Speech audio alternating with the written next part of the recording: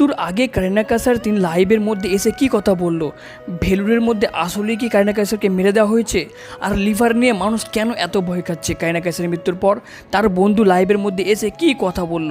বন্ধুরা, এই কারিনা কাইসারের মৃত্যুর নিয়ে এমন একটা গোপন তথ্য ফাঁস হয়েছে যা দেখার পর আপনারা নিজের চোখকে বিশ্বাস করতে পারবেন না যে কারিনা কাইসার মরেনি, তাকে মেরে দেওয়া হয়েছে। হ্যাঁ বন্ধুরা, তার বাবা কারিনা কাইসারকে নিয়ে তিনি লাইভের মধ্যে এসে এমন তথ্য ফাঁস করলো এবং আইনজীবীরা যে কথাগুলো বললো তা আপনাদেরকে এখন দেখাবো। চলুন সেই সব ভিডিওগুলো দেখে নি। তাহলে কি বলে না বলে, বাট আমি আমার জীবনে আমার সবচেয়ে বড় অ্যাচিভমেন্ট ছিল কারিনার মতো মানুষকে পাওয়া। আমি আর কিছু বলতে পারবো না।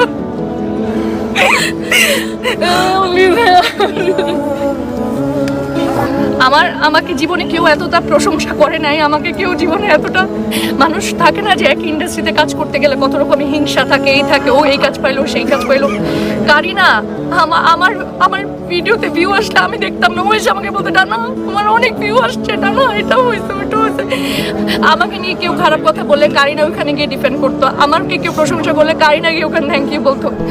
আমি জানি না মানুষজন কি বলে না বলে, বাট আমি আমার জীবনে আমার সবচেয়ে বড় অ্যাচিভমেন্ট ছিল কারিনার মতো মানুষকে পাওয়া। আমি আর কিছু বলতে পারবো না। আর কারিনা কাইসারের মা তিনি লাইভের মধ্যে এসে সব সত্য কথাগুলো তুলে ধরলেন যে তারা চোর নয়, তারা কোনো কিছু চুরি করেনি। আমরা জুলাই যোদ্ধা না, আমরা মানব যোদ্ধা, আমরা জুলাই যোদ্ধা। আমরা কোনোদিনই গণভবনে যাই না, আমি ওর বাবা কেউ গণভবনে যাই নাই। এখন সবাই খালি লিখে যে আমরা গণভবনে চুরি করছি, আমাদের চুরি করার দরকার কি? তো আমরা এগুলো করি নাই, আমরা জুলাই যোদ্ধা না। আমরা জুলাইতে যা হয়েছে সেগুলোর জন্য কিন্তু আপনারা সবাই প্রতিহত করেছেন, কারোরই এই জিনিসটা ভালো লাগে নাই। বন্ধুরা, এখানে দেখতে পাচ্ছেন কারিনা কাইসারের বন্ধু তিনি সব সত্য কথাগুলো খুলে বললেন কিভাবে কারিনা কাইসার তিনি হেপাটাইটিস এর সাথে লড়াই করেও বাঁচতে পারলো না। তো কারিনা আসলে ওইরকম সিক ছিল না। কারিনা গত এক সপ্তাহ ধরে ওর জ্বর ছিল, ওকে আমরা বারবার করে বলতেছিলাম ডাক্তার কাছে যাইতে, ও বলছিল না আমার জ্বর আমি ভালো হয়ে যাবো। তারপর হঠাৎ করে এই 1 উইকের মধ্যে ও আনকনসিয়াস হয়ে যায়। ওকে আন্টি রেজা সবাই মিলে ওকে এভাকেয়ারে ইমার্জেন্সিতে ভর্তি করে, তারপরে ওকে আইসিইউতে ভর্তি করে। এই এক সপ্তাহের মধ্যেই পরে জানা যায় যে ওর হেপাটাইটিস এ আর ওর লিভার ফেলিয়ার হয়েছে, অবস্থাটা ভালো না। এখন সাডেনলি কালকে রাতে ওকে লাইফ সাপোর্টে নেওয়া হয়েছে। এখন সবাই খুব চেষ্টা করতেছে ওকে তাড়াতাড়ি করে বাইরে পাঠানো যায় কিনা। This is the last update. আমাদের যদি ফার্দার কোনো হেল্প লাগে আমরা আপনাদেরকে জানাবো। প্লিজ ততক্ষণ পর্যন্ত please pray for her, that's the best we can do. Please pray for her.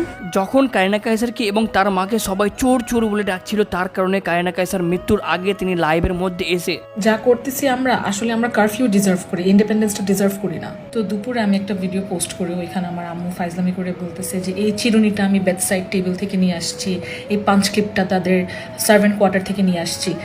And I honestly thought যে মানুষ এটার স্যাটায়ারটা বুঝবে। আবার ক্লিয়ার করে বলতেছি ওইগুলা আমাদের বাসার জিনিসপত্র ছিল, আমাদের ব্যাগ, আমাদের ক্লিপ, আমাদের চিরুনি। জাস্ট আশেপাশের মানুষজন এক একজন এক একটা আইটেম নিয়ে সেলিব্রেট করতে করতে উত্তরার দিকে যাচ্ছিল। সো উই গট সোয়েপড আপ যে ঠিক আছে আমরাও একটা কিছু দেখাই বলি, এটা আমরা গণভবন থেকে নিয়ে আসছি। আমরা কিচ্ছু গণভবন থেকে আনি নাই, আমরা ওইদিকে যাইও নাই যখন দিস অল ওয়াজ হ্যাপেনিং। এগুলো সব আমাদের item, we didn't steal anything, আমরা কিচ্ছু চুরি করি নাই। আরও যদি প্রুফ চাও, এই যে this is the same exact bag that my mother is carrying. এই দেখো 8 jan 2024 9:36 PM। এই যে এসকেএসে তোলা, কই আঙ্গুলটা কই গেল, ওহো এই যে এসকেএসে। যদি ক্যামেরা ডিটেলসও জানতে চাও, এই যে এখানে। আর আর আর কি দিব, আর কি দেওয়া বাকি তোমাদেরকে এটা বোঝানোর জন্য যে আমরা নেই নাই ভাই। আমার পুরোপুরি আমার আইডিয়া ছিল, আমার স্টুপিডিটি ছিল যে জাস্ট একটা নাটক করার জন্য এখন মানে অনেক কথা শুনতে হইতেছে মানুষের থেকে, জিনিসপত্র ফেরত দিয়ে আসো এই আসো। আর ভাই এটা আমাদেরই ব্যাগ, আমাদেরই জিনিস, please relax. This was just take on the ridiculous items that people have actually picked up. মানুষ দেখতেছিলাম যে ছাগল, হাঁস, মুরগি, ফ্রিজের থেকে মাছ, কমোড, বেসিন সব উঠায় নিয়ে আসছে। সো এইটা একটু ক্ল্যারিফাই করতে চাই যে I was not promoting this. ওইগুলো আমাদেরই জিনিসপত্র, আমরা কোথা থেকে উঠায় নিয়ে আসি নাই। বাট হ্যাঁ, as for the rest of the people উঠায় নিয়ে আসছি। সো যেহেতু সোশ্যাল মিডিয়াতেও এগুলা নিয়ে অনেক কথাবার্তা হচ্ছিল, and I did get swept up in that emotion. I do admit যে হ্যাঁ, it might have been immature of me, but আসলে যেহেতু সবাই এটাকে মজাভাবে নিচ্ছিল, সেই একই মজাভাবেই আমি নিয়েছি, and hence I made that video. But ডিস্ট্রাকশনটা আসলে হঠাৎ করে এত এসকেলেটেড হয়ে গিয়েছে যে আই আন্ডারস্ট্যান্ড, ঠিক আছে সবাই সেলিব্রেটরি মুডে আছি আমরা, but that does not excuse this kind of behaviour. I sincerely apologise if this seemed like something I was promoting. আমার ইন্টেনশন ওটা ছিল না, I am very sorry if it seemed so.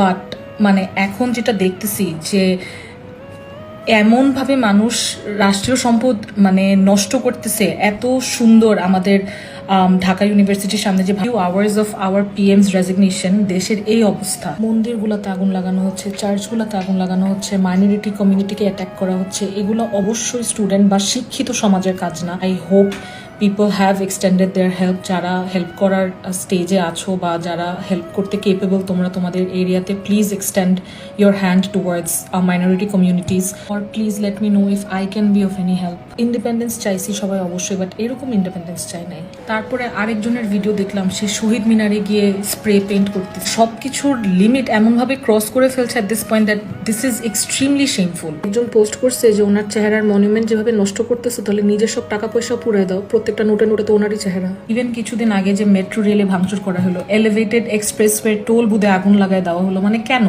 এগুলো রাষ্ট্রীয় সম্পদ, এগুলো আমাদের জন্য ফ্যাসিলিটিসগুলো দেয়া, আমাদের অ্যাসেটস, এগুলা চিরকাল এগুলো আমরাই ব্যবহার করব। সরকারের সাথে রাষ্ট্রীয় সম্পদ, ধর্মীয় সম্পদ, হিস্টোরিক্যাল মনুমেন্টস এগুলো ওভারল্যাপ করে না। এই স্টুডেন্টদের প্রিটেন্সে অনেক ফাউল প্লে হচ্ছে, অনেক এক্সটার্নাল মানুষ, অনেক থার্ড পার্টির মানুষ, অনেক থার্ড ক্লাস মানুষ ঢুকে জিনিসটাকে অনেক নোংরা বানায় ফেলছে। স্টুডেন্টরা আমাদের জন্য যে স্বাধীনতাটা অর্জন করে দিয়েছে, সভ্যভাবে না হয় ওইটাকে আমরা ধরে রাখার চেষ্টা করি। আর বন্ধুরা, এখন আমরা শুনে নেব যে কিভাবে ফুচকা খাওয়ার কারণে কারিনা কাইসারের লিভার ধ্বংস হয়ে গেছে। কদিন আগেও যে মেয়েটি সামাজিক যোগাযোগ মাধ্যমে নিজের চঞ্চল উপস্থিতি আর চমৎকার অভিনয় দিয়ে লাখো মানুষকে হাসাতেন, তিনি আজ কেবলই স্মৃতি।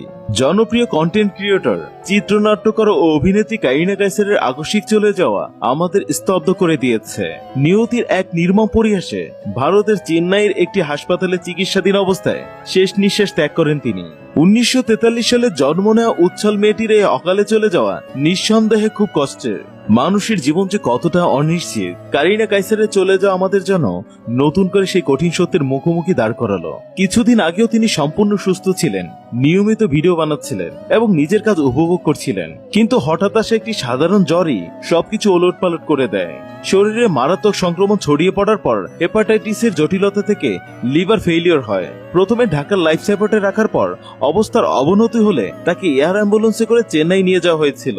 মেয়ের চিকিৎসার কোনো কমতি রাখেনি জাতীয় ফুটবল দলের সাবেক তারকা খেলোয়াড় কাইসার হামিদ। দেশের সেরা হাসপাতাল থেকে শুরু করে ভারতের ভেলোর খ্রিস্টান মেডিকেল কলেজ হাসপাতাল, সব জায়গায় সর্বোচ্চ চেষ্টার হাত বাড়িয়েছিলেন তিনি।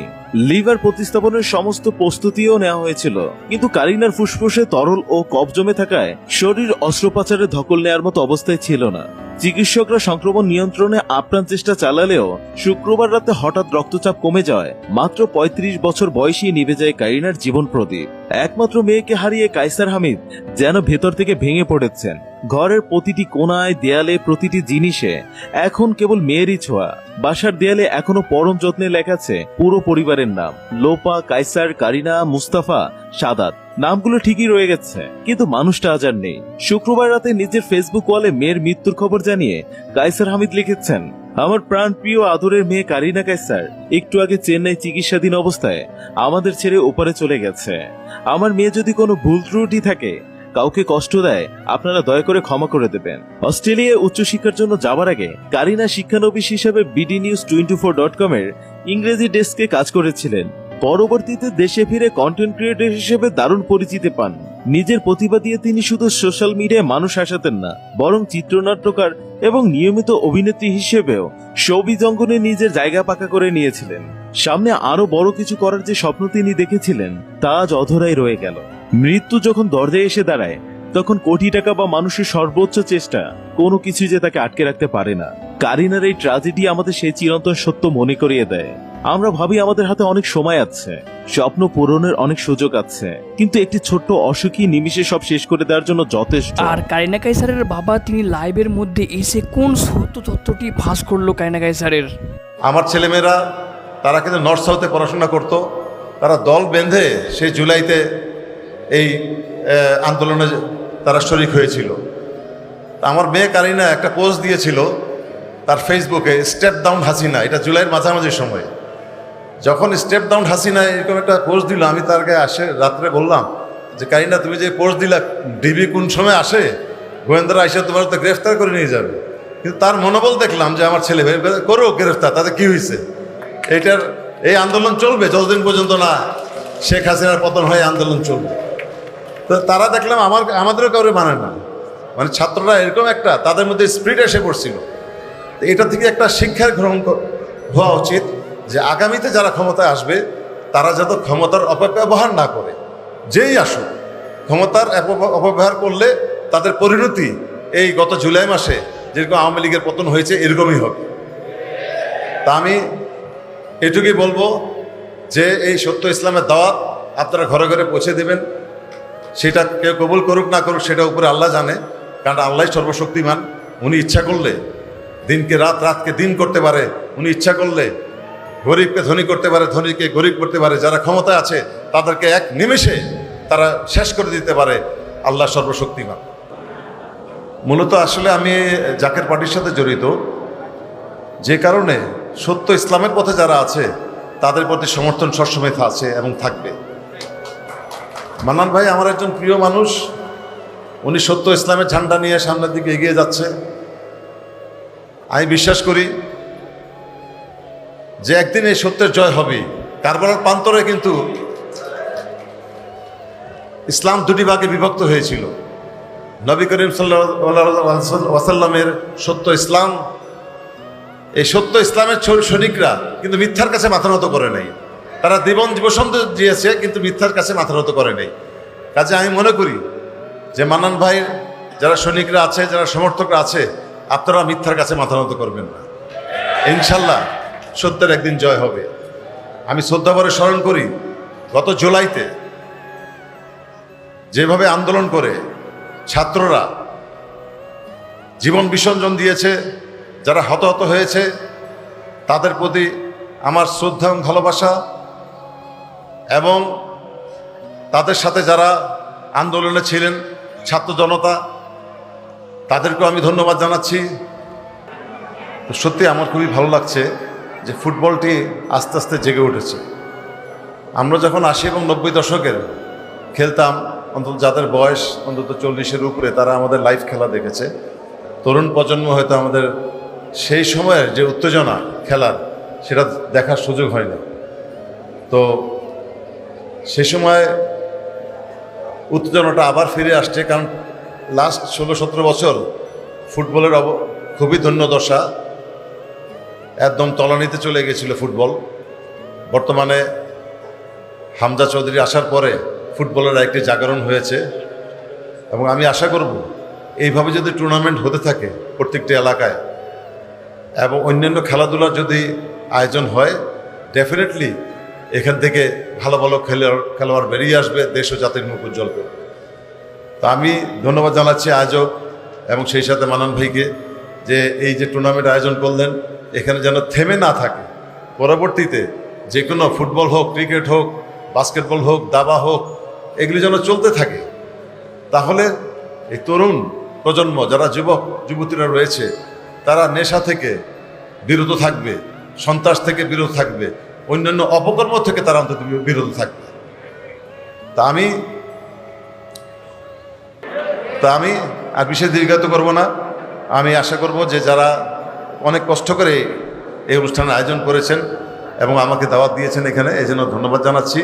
আগামীতে আমি মান্নান ভাইকে বলেছি যে একটা একাডেমি করার জন্য, যাতে করে এই একাডেমি করলে মানে পড়াশোনার পাশাপাশি যদি একটি স্পোর্টস একাডেমি থাকে, তাহলে নট অনলি ফুটবল, ক্রিকেট, অন্যান্য যে খেলাধুলাগুলি আছে, এই একাডেমিগুলি আন্ডার 8, আন্ডার 10 বা আন্ডার 12 এই স্কুল লেভেলের ছেলেরা যদি খেলাধুলা করে, তাহলে ডেফিনেটলি আমি মনে করি যে এলাকা থেকে ভালো ভালো খেলোয়াড় বেরিয়ে আসবে, তারা ভবিষ্যতে জাতীয় দলকে রিপ্রেজেন্ট করবে। ধন্যবাদ সকলকে, ভালো থাকুন, সুস্থ থাকুন, দোয়া করি। আসসালামু আলাইকুম।